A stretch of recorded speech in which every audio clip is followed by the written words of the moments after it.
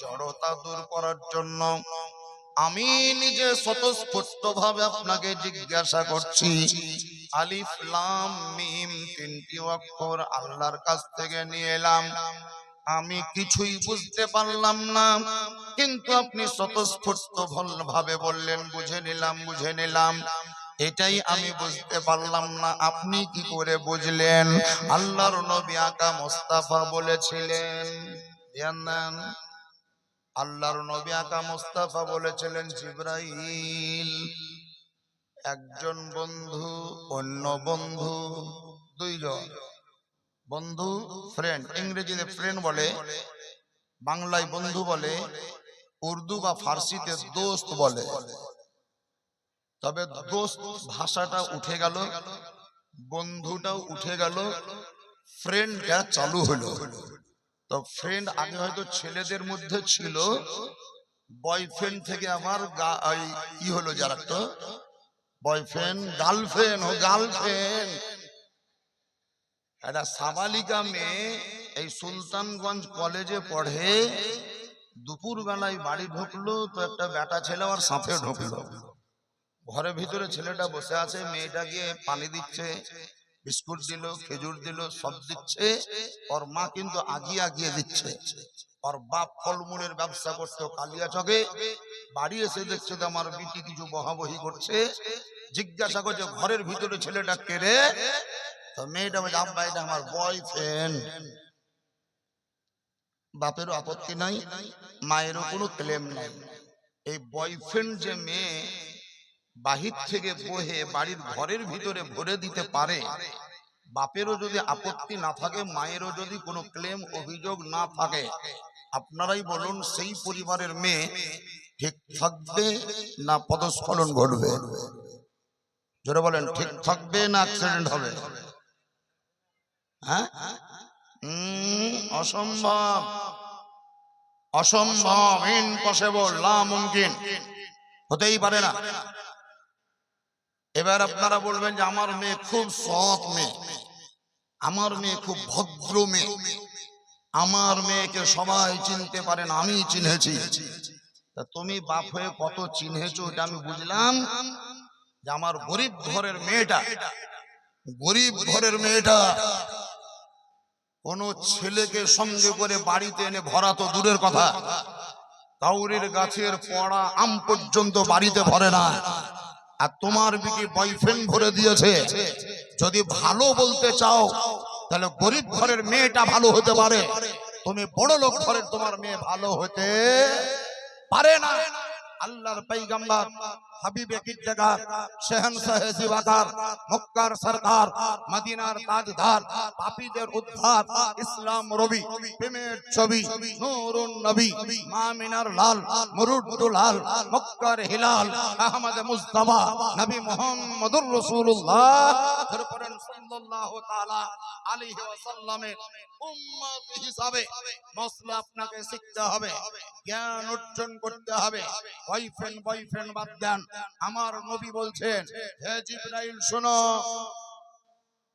জিবরাইল শোনো।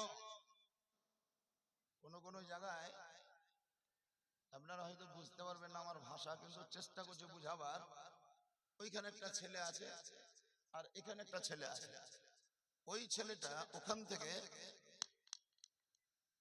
একটা আওয়াজ দিয়ে দিল, এই আওয়াজটা দেওয়া মাত্রই 20-25 জন ব্যক্তি বসে থাকলো, মা থাকলো, বোন থাকলো, খালা ফুফু সব থাকলো।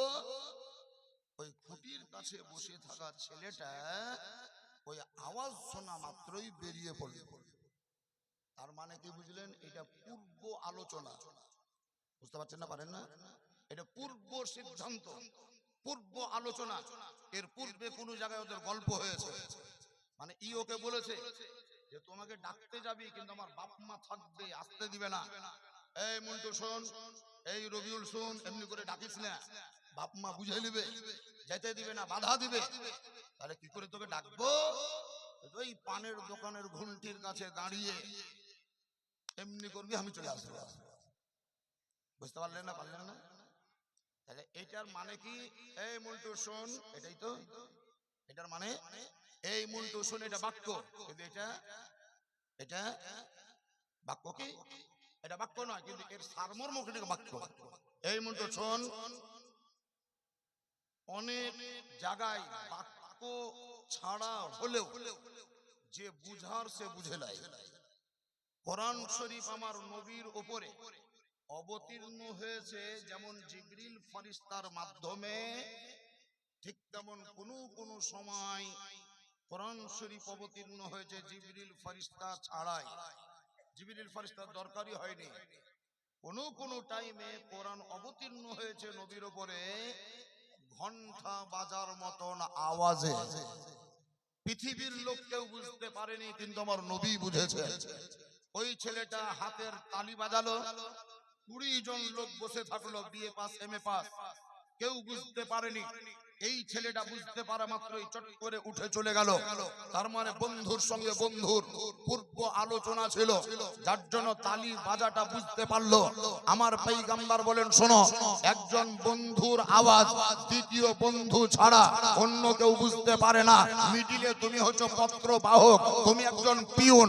আল্লাহ তাআলা কোরআন দেয়, তুমি বহে আনো, তোমাকে দেয় না, আমাকে দেয়। আল্লাহ হচ্ছে আমার মাহবুব, আমি হচ্ছে আল্লাহর দোস্ত। আল্লাহ কি বলতে চেয়েছে আমি বুঝি, আর আমি কি চাইয়ে এটা আমার আল্লাহ বুঝে।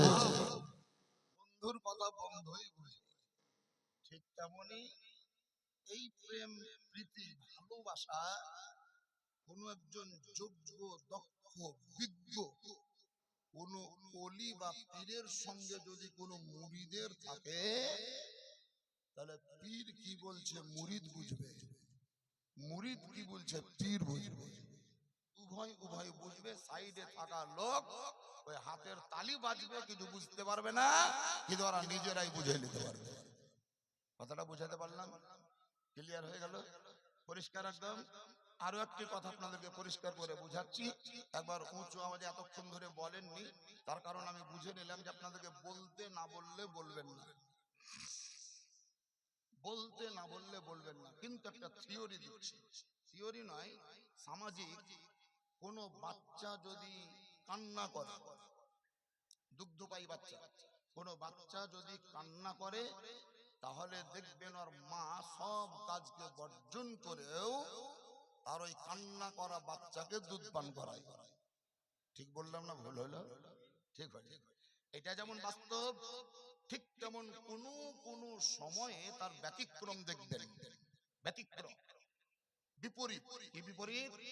বাচ্চা ঘুমিয়ে আছে, কাঁদে না, ঘুম ভাঙে না, জাগ্রত হয়নি, উঠে বসেনি, পেচ্ছাবও করেনি, কোনো ক্লেম নেই, কোনো অভিযোগ নেই। 1 ঘন্টা 2 ঘন্টা 3 ঘন্টা 4 ঘন্টা ধরে ঘুমিয়ে আছে। মা নিজের কাজে ব্যস্ত ছিল। এই ব্যস্ত থাকতে থাকতে থাকতে থাকতে লম্বা টাইম নিয়ে যখন বাচ্চাটা ঘুমিয়ে থাকবে, তখন দেখবেন মা নিজেই বাচ্চাটাকে উঠিয়ে দুধ পান করাবে। তাহলে দুটো দিক বললাম। একটা দিক হলো বাচ্চা কাঁদলে মা দুধ পান করায়, আবার একটা দিক হলো কোন সময় মা নিজের ইচ্ছাতেই দুধ পান করায়। তাহলে আপনারা সামেঈন মানে শ্রোতা, আপনাদেরও দুটো দিক হওয়া উচিত। মৌলভী সাহেবরা যখন বলতে বলবে তখনও বলতে হবে সুবহানাল্লাহ, আর মাঝে মধ্যে নিজের ইচ্ছাতেও বলতে হবে সুবহানাল্লাহ। তাহলে নিজের ইচ্ছাতে বলতে পারবেন না? পারবেন না? তাহলে একবার বলি দেন, আর একবার জোরে বলেন।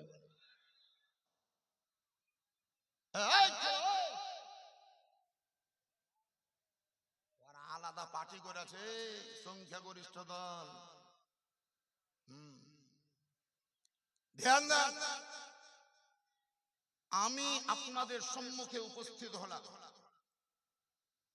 আমি বক্তব্য রাখছি, যাই বলি, আপনাদের কাউরির ব্রেনে আছে একজন বলতে পারবেন হাত তুলে যে আমি নিরক্ষর? কেউ বলতে পারবেন? কাউরির সত্তাহুস আছে? বলতে পারবেন আমার ক্ষেত্রে যে আমি নিরক্ষর? বলতে পারবেন? আমি মূর্খ? বলতে পারবেন? আমি অশিক্ষিত? বলতে পারবেন? আমি আনপড়, আমি লেখাপড়া জানি না? এই কথা বলার সত্তাহুস রুস্তম নগর